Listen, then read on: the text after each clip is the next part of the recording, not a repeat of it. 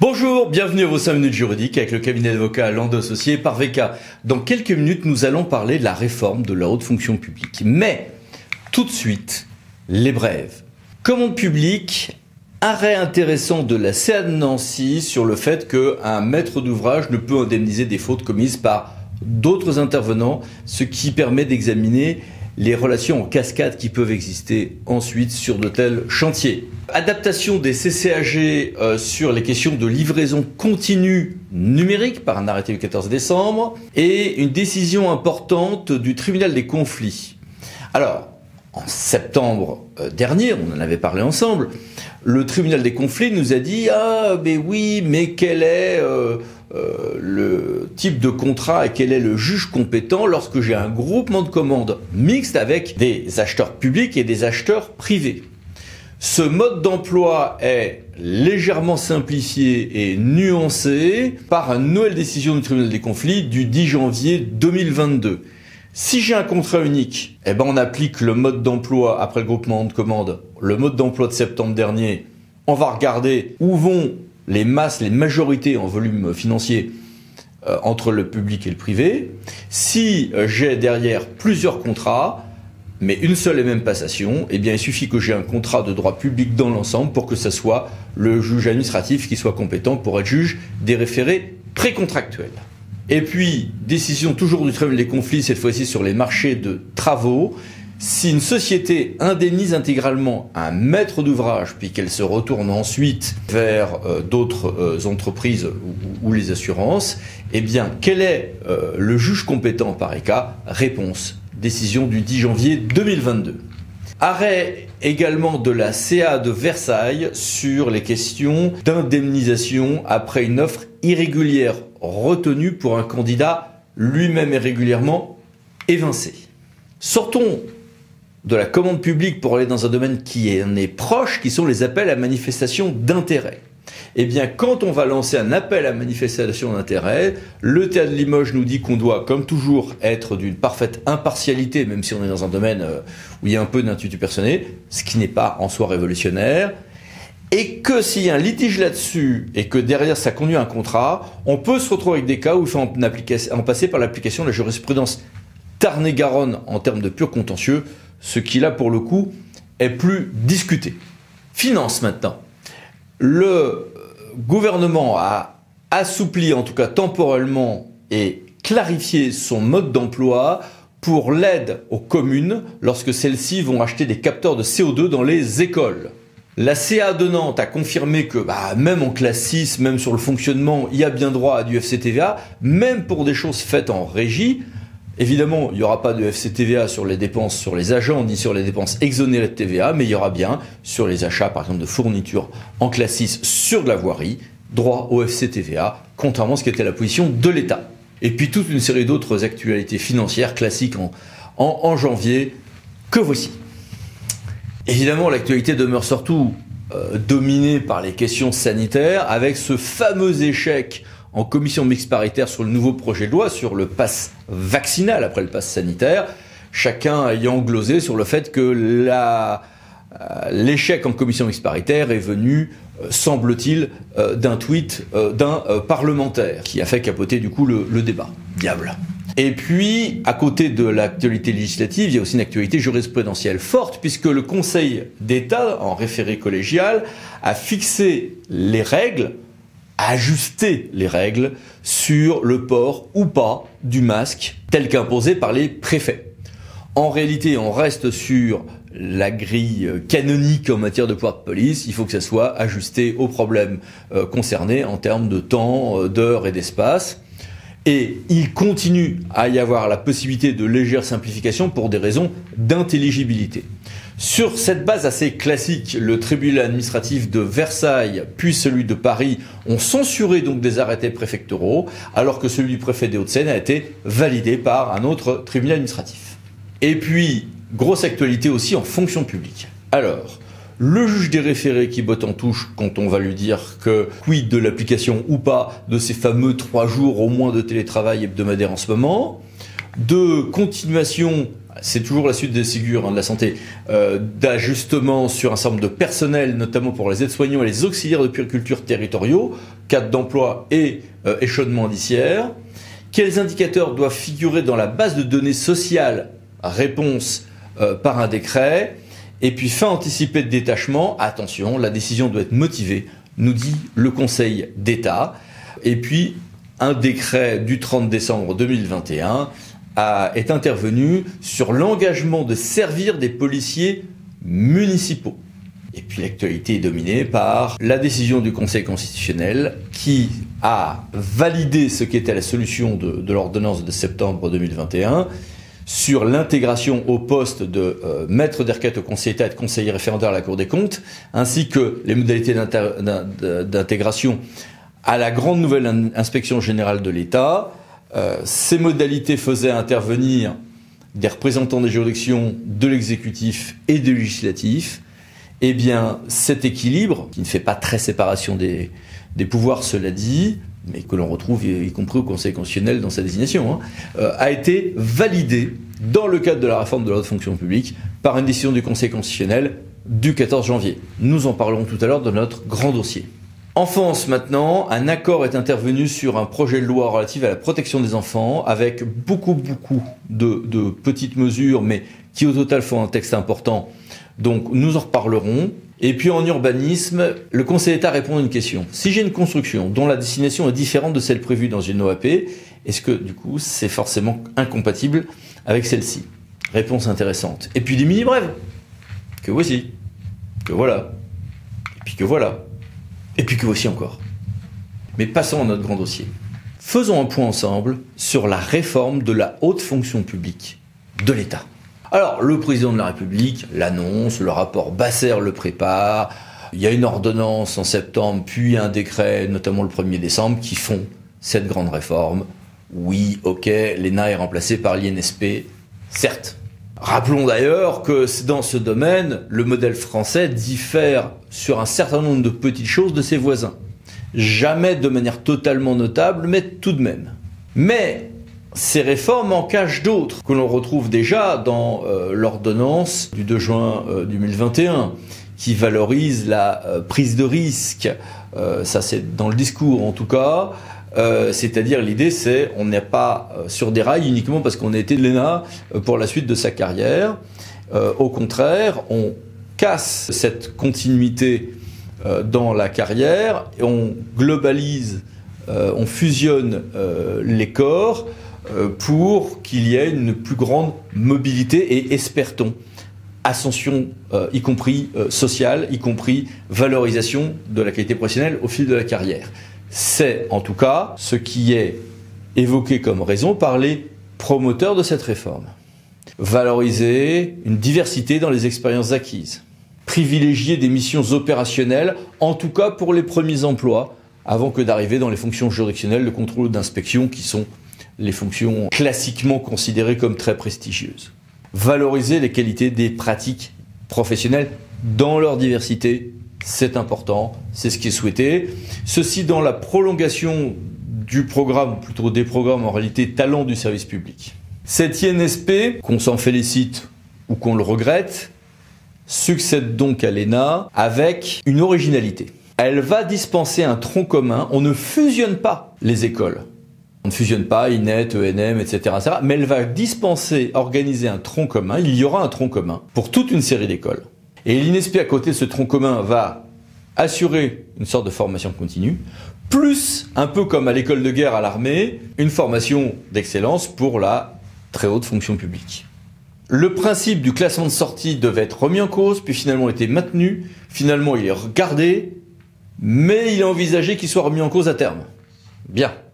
Et donc, au cœur de cette réforme, à compter de 2023, tous les élèves sortant de l'INSP seront affectés sur des postes opérationnels, on dit souvent en préfecture, c'est un petit peu plus varié que ça, qui pourraient être dans des services déconcentrés de l'État, mais aussi en administration centrale, ou même dans les services de l'État à l'Europe, à l'étranger, ou chez des opérateurs de l'État.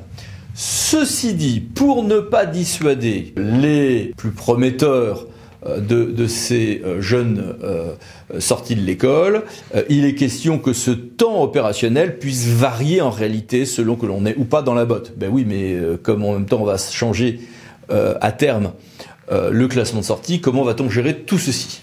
Toute une série de textes ont été adoptés. On pense notamment à l'important décret 2021-1216 du 22 septembre 2021.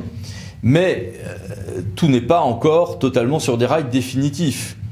C'est au prochain mandat présidentiel et législatif, 2022-2027, qu'il va falloir travailler sur la réforme des épreuves de concours. Si on supprime le classement ou si on le réforme, ça va sans doute s'accompagner d'une spécialisation des élèves durant la scolarité. À voir. Est-ce qu'il y a un lien entre tout ceci et des lignes de directrices de gestion qui sont aujourd'hui ministérielles et qui deviendraient interministérielles pour notamment les aspects de GRH? Sachant que, évidemment, sur tous ces sujets-là, les candidats à l'élection présidentielle ne sont pas tous au même diapason, loin s'en faut. Derrière cette réforme incarnée par l'INSP, on a la fameuse suppression, ou plutôt fusion des corps et même des inspections, avec du coup la création d'un statut particulier du corps des administrateurs de l'État, conduisant à un décret du 1er décembre, puis ensuite pour l'échelonnement judiciaire, un autre du 13 décembre. Et puis l'État, avec cette main-d'œuvre de haut vol qui n'est plus dans silo par silo, se dote d'une sorte de grande DRH avec la dièse, décret du 24 décembre 2021, où on a une délégation interministérielle à l'encadrement supérieur de l'État qui fait sorte de super DRH, et des délégués ministériels à l'encadrement supérieur et au comité de pilotage stratégique de l'encadrement supérieur de l'État, donc un système qui se veut simplificateur, mais cette simplification pourrait être débattue. Alors, ceux qui s'opposent à ce texte espéraient beaucoup dans la saisine du Conseil constitutionnel. Mais sur ce qui a fini par arriver sur le bureau du Conseil constitutionnel en QPC, il restait essentiellement les questions de désignation des maîtres de requête au Conseil d'État et de conseil référendaire à la Cour des comptes, ainsi qu'à celle des services d'inspection générale de l'État. Et là, par-delà des considérations qui peuvent sembler techniques, ce sont des sujets assez déterminants qui ont été tranchés. Cette réforme a sans ambiguïté pour effet d'aggraver la situation de la juridiction administrative dont le statut apporte déjà en l'état très peu de garanties d'indépendance. Que la mise en place des nouvelles règles dont la constitutionnalité est soumise à votre censure pose une double difficulté. Vous relèverez à la lecture des nouvelles dispositions du Code de justice administrative que la moitié des membres de ces commissions est directement désignée et de manière discrétionnaire par le gouvernement et les présidents des deux chambres parlementaires, ce qui en soi pose d'évidentes difficultés au regard de la séparation, théorique en l'espèce, entre les pouvoirs. Aucun texte ne doit avoir pour objet ou pour effet de faire régresser ces garanties constitutionnelles, déjà bien faibles pour un ordre administratif, pour un ordre de juridiction dont bénéficie le corps des juges administratifs. Toutefois, ces dispositions posent deux difficultés au regard des principes de séparation des pouvoirs, d'indépendance et d'impartialité des juridictions. D'une part, la composition de cette commission, qui joue un rôle capital dans le recrutement des juges administratifs suprêmes, est strictement paritaire. La QPC qui est présentée devant vous pourrait être l'occasion pour le Conseil constitutionnel de synthétiser et de préciser les garanties constitutionnelles qui entourent l'exercice par les juges administratifs de leurs fonctions. Et ce faisant, le Conseil constitutionnel ferait coup double. Il préviendrait d'abord toute atteinte disproportionnée par le législateur à la séparation des pouvoirs, à l'indépendance et à l'impartialité des juridictions administratives, mais il éviterait également tout risque de condamnation dans l'ordre européen de l'organisation juridictionnelle française. L'inspection générale, la question qui se pose, c'est celle de savoir si vous devez ou non aujourd'hui consacrer explicitement un principe de valeur constitutionnelle d'indépendance des agents chargés de missions d'inspection générale. La première considération, c'est l'article 15 de la Déclaration de 1789, le droit de tous les citoyens de demander des comptes aux administrations. L'État vous dit qu'il n'est pas possible de consacrer cette exigence d'indépendance parce que, organiquement, les agents chargés des missions d'inspection générale sont des agents publics rattachés à des ministères, évidemment. Évidemment, et c'est pas de ça dont il s'agit. D'abord, il n'y a aucune objection de principe à consacrer une indépendance d'agents publics. Vous l'avez déjà fait à propos des enseignants-chercheurs, ça a été fait à propos des inspections du travail, ça a été fait à propos des statisticiens, etc. Donc il n'y a pas d'objection de principe. Mais surtout, l'argument me paraît inopérant, il me paraît inopérant, puisque ce qui est en débat ici, c'est uniquement une indépendance d'esprit. C'est de pouvoir s'assurer que les membres des inspections générales, quand ils rédigent leur rapport, quand ils présentent leurs conclusions, l'ont fait en toute indépendance, en leur âme et conscience et avec toute la franchise requise. Il s'agit simplement de s'assurer de deux choses. D'une part, que lorsque le ministre dispose d'un rapport, il en fait ce qu'il veut. Il peut le publier, il peut ne pas le publier, c'est son choix. Mais dès lors qu'il a fait le choix de le publier, il est absolument indispensable qu'on soit absolument certain que le contenu de ce rapport est sincère. La Cour européenne des droits de l'homme a consacré cette exigence. Cette exigence de non-régression, je crois qu'elle peut être consacrée dans les deux domaines qui nous occupent aujourd'hui et particulièrement dans celui de l'indépendance des magistrats. Pourquoi ? Parce que la continuité des institutions, la pérennité des institutions, c'est ce qui garantit la continuité, la solidité de notre état de droit. Les institutions restent, les hommes passent. À partir de là, venir dire on ne peut pas adopter un nouveau mécanisme qui présenterait moins de garanties quant à l'indépendance, que ce soit de l'inspection générale ou des magistrats, que ceux qui existaient jusqu'à antérieurement, me semble être un élément fondamental de l'état de droit. Et en l'occurrence, quand on pose la question à l'État de finalement quel est l'objet poursuivi par cette réforme, pourquoi cette réforme du mode de recrutement des membres du Conseil d'État de la Cour des comptes, la réponse est en substance, on veut favoriser les mobilités, élargir le vivier. Mais a-t-on besoin, pour favoriser la mobilité, élargir le vivier, et je ne suis pas là pour porter d'appréciation sur la pertinence de l'objectif poursuivi, a-t-on besoin d'instituer un système dans lequel on fait intervenir une commission d'intégration qui sera composée pour partie de pouvoir législatif, de membres nommés par le pouvoir législatif et exécutif, là où jusqu'à présent, on a un système républicain tout à fait classique où les membres qui intègrent ces deux institutions, le Conseil d'État et la Cour des comptes, sont sélectionnés à l'issue d'un concours nommé par un jury indépendant sur la base des preuves qui permettent de donner une notation et d'objectiver tout ce processus. C'est que le principe d'indépendance des juridictions est un principe constitutionnel, premièrement, et deuxièmement, un principe absolu. Ce n'est pas un principe qui est soumis à des règles de proportionnalité.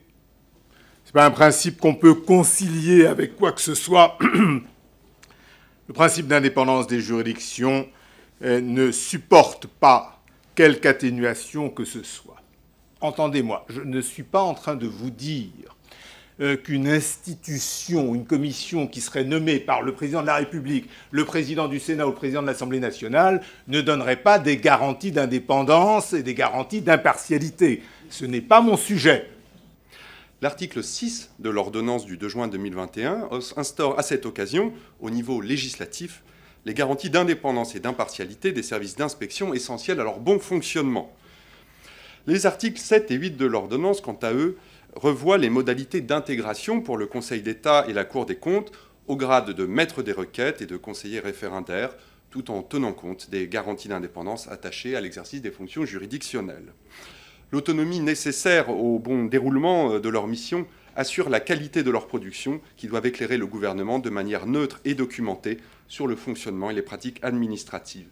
Mais elles ne sauraient revêtir la même nature et le même niveau de protection que l'indépendance reconnue aux juridictions au titre de la garantie des droits proclamée par l'article 16 de la Déclaration de 1789. Le gouvernement a toutefois fait le choix délibéré et sans précédent d'élever au niveau législatif des garanties d'indépendance pour les agents exerçant leurs fonctions dans les services d'inspection générale. Les dispositions contestées renforcent, tout au contraire, les garanties qui s'attachent à l'indépendance de la justice et assurent l'objectivité du processus de nomination des magistrats. La mise en place d'une procédure de sélection faisant intervenir un organe chargé d'apprécier l'aptitude des candidats à l'exercice des fonctions de magistrat, dont l'avis lie le pouvoir exécutif pour l'accès au grade de maître des requêtes et de conseiller référendaire, n'est en rien susceptible de porter atteinte à l'indépendance de la justice. Bien au contraire, elle constitue une recommandation de la Commission de Venise, tandis que l'article 255 du traité sur le fonctionnement de l'Union européenne prévoit un comité chargé de donner un avis sur l'adéquation des candidats à l'exercice des fonctions de juge et d'avocat général de la Cour de justice et du tribunal avant leur nomination par les États membres. De plus, la composition et les règles de fonctionnement des commissions d'intégration permettent d'assurer son indépendance à la fois des pouvoirs législatifs et exécutifs, mais aussi de l'autorité à laquelle elles sont appelées à soumettre un avis portant sur l'aptitude des candidats à l'exercice d'un emploi de juge. Le Conseil constitutionnel a, donc le 14 janvier 2022, validé le texte de l'ordonnance. Certains espéraient qu'on aurait une censure de ce texte au stade notamment de la commission chargée de présenter les candidatures pour éviter la présence de l'exécutif et du législatif et pour favoriser donc une magistrature professionnelle, pur sucre, et non pas une structure où on est administrateur de l'État en même temps ou autant que juge, et notamment dans les premières années de ces classes. Cela est important parce qu'on est au cœur de la réforme d'une part, et d'autre part, on est quand même sur un débat sur le point de savoir si on veut une magistrature administrative totalement séparée de l'administration avec ce que ça a comme inconvénient, connaissance de l'administration, compréhension de ses rouages, mais aussi garantie d'indépendance différente que quand vous dépendez de l'exécutif pour la qualité de vos mobilités. Et donc là, on se retrouve avec le Conseil constitutionnel qui a validé le régime qui était proposé, régime qui d'ailleurs n'est pas sans évoquer les désignations au Conseil constitutionnel ou l'existant. Donc il était difficile de censurer ceci au nom de principes constitutionnels qui eussent posé des problèmes à la fois pour la censure de l'existant, voire même sur le principe même de certains éléments importants de notre Constitution. Pour les magistrats, notamment de CRC, de CTC ou de TA, c'est aussi la fin d'un espoir d'une réouverture plus souple du passage entre juridiction de premier degré ou d'appel et juridiction suprême ou équivalente, pour le cas de la Cour des comptes. Ce sujet est passionnant, il est important pour la garantie de nos magistrats, il est important pour la qualité de notre haute fonction publique, mais aussi pour des questions d'ascenseur social.